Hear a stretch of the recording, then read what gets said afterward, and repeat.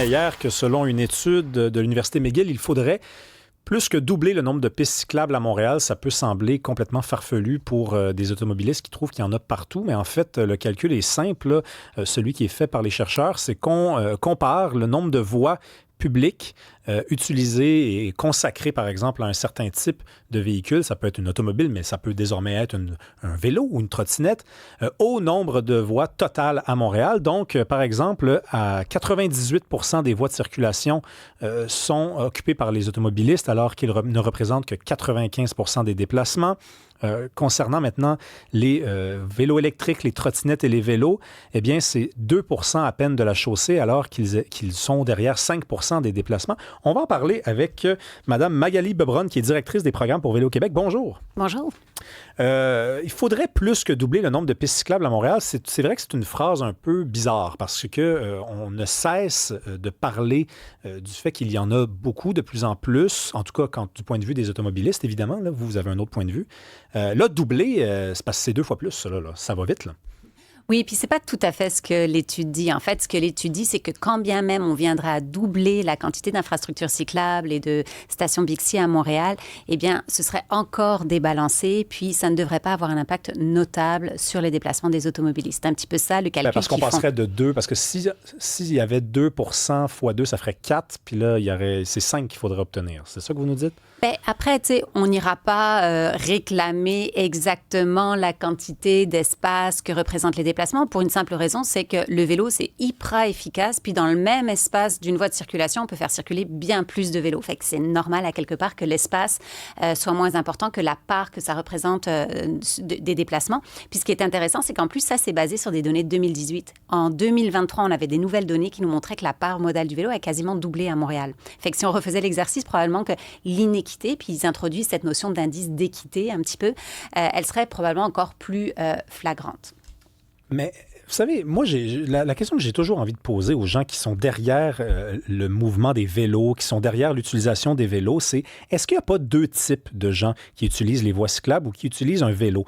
Des gens qui acceptent de vivre dans une ville où c'est les voitures qui prennent le dessus pour des raisons de logistique. Pour déplacer une famille, ça demeure l'avenue la plus simple. Quand on est une personne âgée, c'est plus raisonnable d'utiliser une voiture. Donc, il y aurait dans la bande des cyclistes, il y aurait deux catégories. Il y aurait la première catégorie constituée par des gens à qui ça ne dérange pas le fait qu'il y ait pas assez de voies cyclables. Et il y a l'autre catégorie, et vous me direz si c'est celle que vous représentez, qui, eux, en veulent toujours plus. Bien, en fait, la réalité, c'est qu'une ville, c'est le meilleur endroit et l'endroit le plus logique pour faire du vélo parce que c'est là où c'est le plus dense, c'est là où il y a le moins d'espace, c'est là où les fonctions sont les plus mixtes et c'est là où les distances sont les plus faciles à parcourir. Donc, s'il y a bien un endroit où le vélo fait du sens en tant que moyen de déplacement, c'est la ville. Puis, à l'inverse, quand bien même on n'affecterait pas plus d'espace au vélo, il y a de plus en plus d'autos.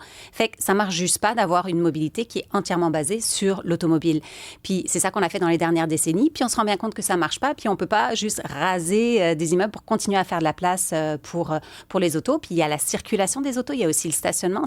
27 % de notre espace de rue qui est pris juste pour du stationnement. Ça, c'est un bien privé que vous stockez sur l'espace public, puis vous attendez à ce que la collectivité fournisse cet espace-là qui est très, très précieux.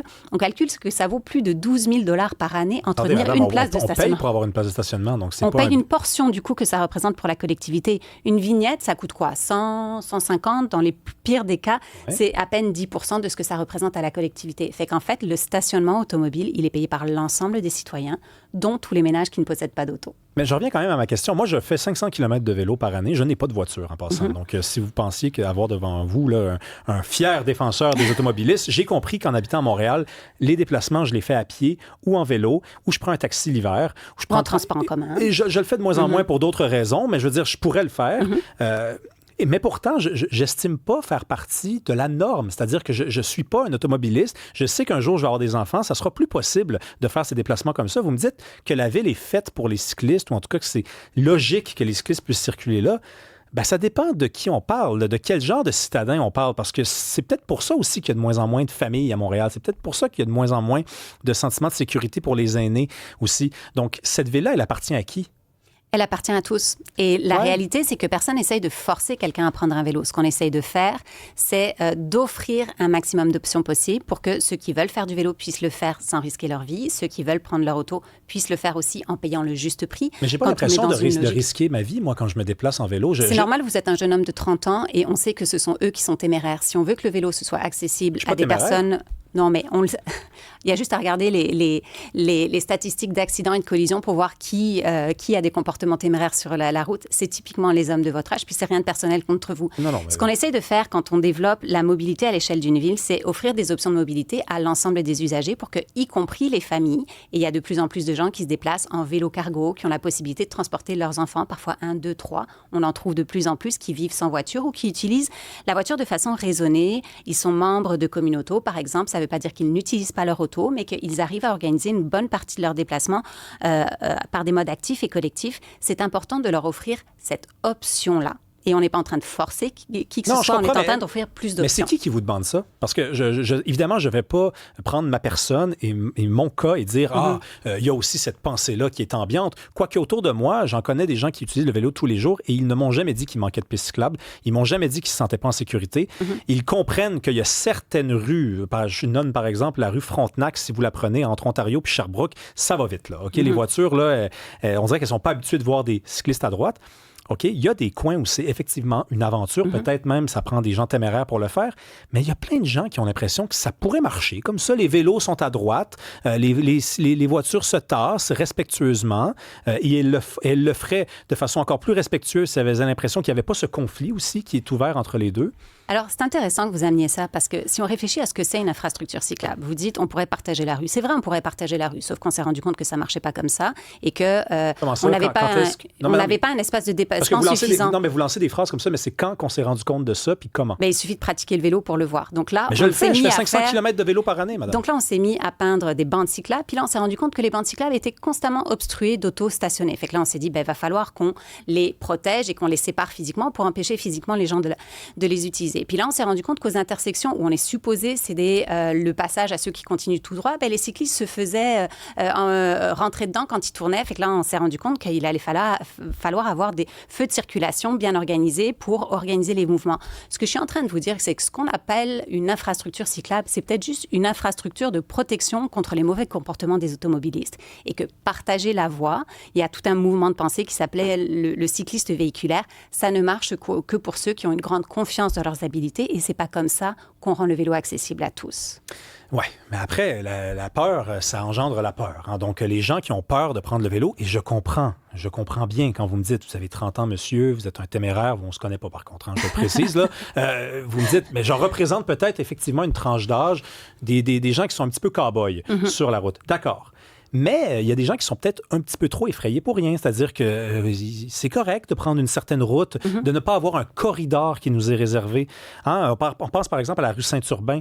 Il y a un corridor, il y en a même 2 pour les cyclistes. Clark, on prévoit la même chose, qui est une rue à l'est, à l'ouest. Ça commence à être un peu exagéré, non? Oui, mais vous savez ce qu'il y a sur Clark et sur Saint-Urbain? Des voies de stationnement, puis des voies de circulation auto. Fait qu'on n'a aucun problème, c'est ce double standard-là de dire, on peut mettre autant de trottoirs qu'on veut, autant de voies de stationnement et de circulation pour les autos qu'on veut, il n'y en aura jamais assez. Mais dès qu'on implante des voies cyclables, là, il faut toujours justifier pourquoi c'est nécessaire. Vous posiez la question, puis je trouve que c'est une excellente question. Qui a demandé ça? J'ai envie de vous dire, les gens qui ont voté pour l'administration actuelle, je ne pense pas que l'administration actuelle s'était cachée de ses intentions en termes de promotion de la mobilité active et de développement des voies cyclables. Ça fait 2 fois qu'ils sont élus.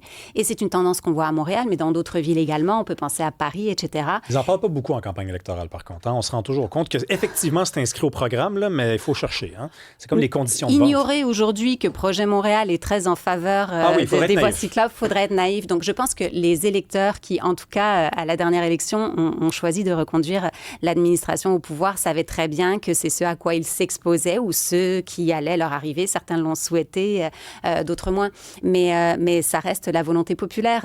Si les élections ont été gagnées sur une plateforme qui ne faisait absolument pas secret de cette volonté-là. L'audit dont parlait Mme Martinez, Soraya Martinez, qui se présente donc pour le Parti Ensemble Montréal à la mairie de Montréal, qu'est-ce que vous en dites de ça? C'est pas un signal un peu qu'on envoie aux cyclistes pour dire c'est fini le party, ça?